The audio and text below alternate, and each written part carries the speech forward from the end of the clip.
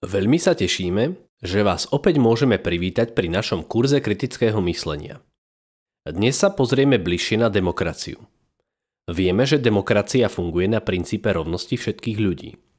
Svojich zástupcov, politikov, si volíme pravidelne každé 4 roky v slobodných voľbách, v ktorých máme všetci občania rovnako jeden hlas. Práve to robí z parlamentnej demokracie ten najspravodlivejší politický systém. Ale je to naozaj tak?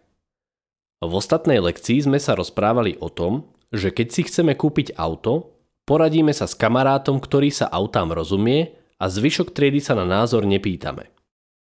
Prečo to takto nemôže fungovať aj vo voľbách? Prečo musíme brať do úvahy aj hlasy ľudí, ktorí sa o politiku nezaujímajú a volia tú ktorú stranu napríklad len preto, že majú vtipnú reklamu, vo vedľajšej dedine navarili dobrý guláš alebo predseda je otcov kamoš? Ak máme vekové obmedzenie a voliť môžu len ľudia, ktorí už mali 18 rokov, nemôžeme mať aj iné obmedzenie? Napríklad dokončenú aspoň strednú školu. Čo myslíte?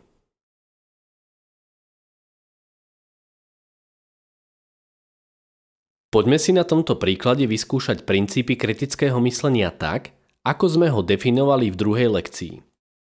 Vtedy sme vraveli, že pre kritické myslenie sú dôležité 3 kroky. Prvý.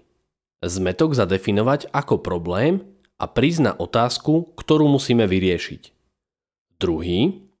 Zvažovať návrh za návrhom tak, že pri každom sa pokúsime vymyslieť argumenty, ktoré ho podporujú a ktoré mu odporujú. Tretí. Víťaznú hypotézu otestovať, buď reálne, alebo v mysli. Takže prvý krok. Ako vlastne znie otázka, na ktorú máme hľadať odpoveď? Aký problém sa skrýva za úvodným zmätkom?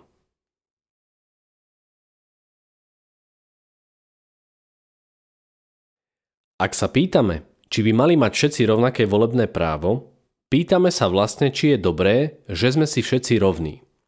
Rovnosť je jeden zo základných princípov demokracie. Teda ak sa pýtame, či je dobré, že sme si všetci rovní, pýtame sa vlastne, či je dobré, že máme demokraciu. Otázka, ktorú musíme vyriešiť teda znie. Je dobré, že máme demokraciu? Prvý krok máme za sebou. V druhom bode máme zvažovať rôzne návrhy a argumentovať za a proti. V našom prípade rôzne návrhy reprezentujú rôzne politické zriadenia. Čiže odpoveď na otázku, či je dobré, že máme demokraciu, získame tak, že porovnáme klady a zápory demokracie a iných nedemokratických režimov. Konkrétne sa zameriame na komunizmus, fašizmus, teokraciu, oligarchiu a sofokraciu. Najprv si argumentáciu vyskúšajte sami a potom vám pri každom režime ukážeme aj výsledky ankety, v ktorej sme rovnakú otázku položili vašim rovesníkom. Poďme na to a začnime najprv demokraciou.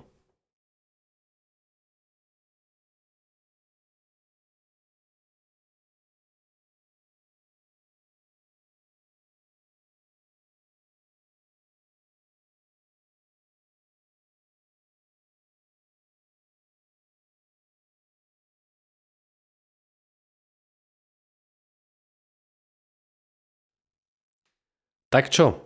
Zhodli ste sa v niečom? Porozmýšľajte teraz nad komunizmom. Komunizmus je založený na myšlienke rovnosti všetkých ľudí, ktorí budú spoločne vlastniť výrobné prostriedky a každý si pre seba bude brať len toľko, koľko naozaj potrebuje. Nikto nebude ani bohatší, ani chudobnejší ako iný.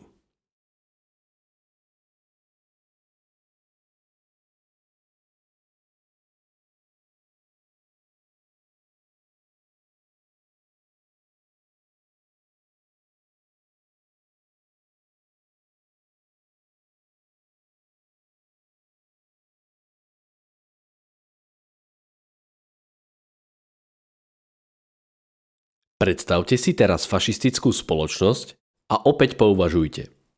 Pre zopakovanie. Fašizmus je radikálny nacionálny režim, snažiaci sa o očistu a znovuzrodenie národa bez javov a obyvateľov, ktorí mu podľa nich škodia. V minulosti to boli napríklad Židia, Slovania, ale aj bankári či komunisti.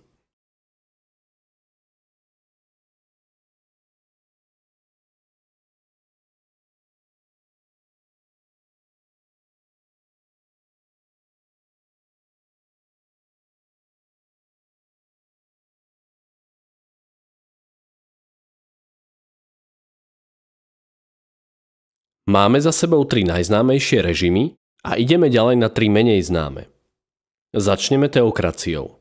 Režimom, v ktorom vládne cirkev, ktorá reprezentuje Božiu vôľu.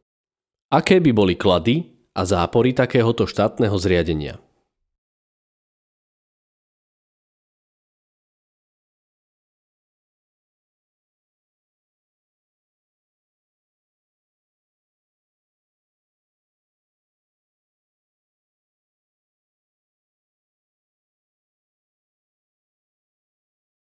Ďalšia na rade je oligarchia, teda vláda bohatých.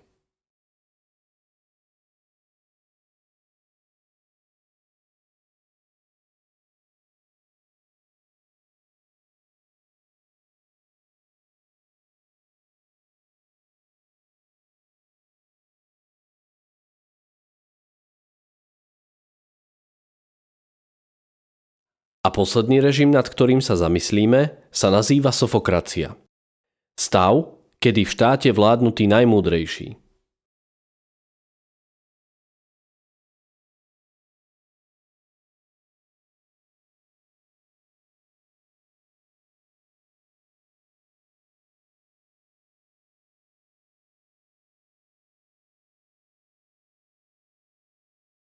Tak čo? Zhodli ste sa s našimi respondentmi? Verím, že vaše argumenty boli viac menej podobné a máme pred sebou analýzu kladov a záporov 6 politických režimov. 1 demokratického a 5 nedemokratických. Ako vyplýva z výsledkov, najhoršie u našich respondentov, a verím, že aj u vás, dopadol fašizmus.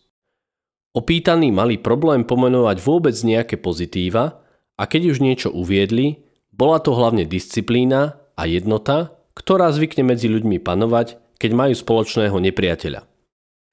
Mnohonásobne však prevyšovali zápory, ktoré boli tak vážne, že sa dotýkali až samotnej ochrany ľudského života. Preto v našom prieskume najhoršie dopadol práve fašistický režim. O niečo lepšie dopadol komunizmus. Respondentom sa páčila myšlienka rovnosti a spravodlivosti, kedy by si každý bral zo spoločného majetku len toľko, koľko naozaj potrebuje. No všetci jedným dychom dodávali, že niečo také nie je možné. Nikto si nevedel predstaviť, že odovzdá svoj drahý mobil v záujme vyššieho dobra a dostane spolu s ostatnými len strednú triedu mobilu. Áno, tým, ktorí nemajú žiadny mobil, by sa to páčilo, ale svojho moderného telefónu sa nikto dobrovoľne nevzdá. Teokracia, oligarchia a sofokracia zhodne čelili námietkam, že o osude väčšiny by rozhodovala iba úzka skupina ľudí. Teokracia diskriminuje ateistov, oligarchia kladie na prvé miesto peniaze a vláda v sofokracii síce môže byť múdra, ale bude jej chýbať kontakt s realitou a praktickým životom. Nehovoriac o tom, že je problém vybrať skupinu najmúdrejších ľudí. Kto by to bol? Vedci? Ak áno, z akého odboru? Biológovia? Filozofi? Učitelia? A o čo horší sú rezbári či včelári? Sú múdri len tí, čo majú vysoké vzdelanie?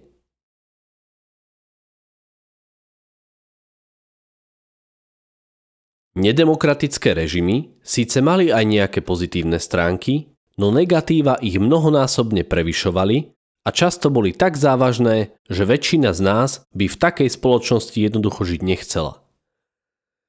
Vráťme sa teraz späť k demokracii. Z výsledkov ankety vyplýva, že na demokracii najviac oceňujeme osobnú slobodu a možnosť kontrolovať moc a vládnutie politikov. Politik sa síce môže v demokracii správať v rozpore s tým, čo sľúbil a čo od neho očakávame, no len 4 roky. Potom prídu voľby, v ktorých mu to občania môžu spočítať a jednoducho voliť niekoho iného. Určite by ste aj sami poznali mená politikov, ktorí po voľbách nedodržali sľuby a tak aj o 4 roky skončili. No pozrime sa aj na negatíva.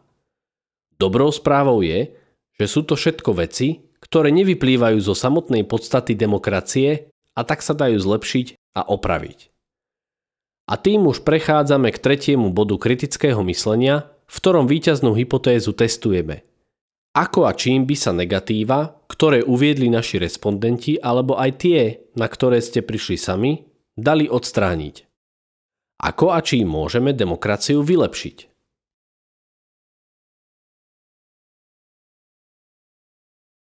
Hovorí sa, že demokracia nie je ideálna, no zatiaľ nikto nič lepšie nevymyslel. No rovnako sa hovorí aj to, že demokracia sa môže veľmi rýchlo zmeniť na vládu darebákov.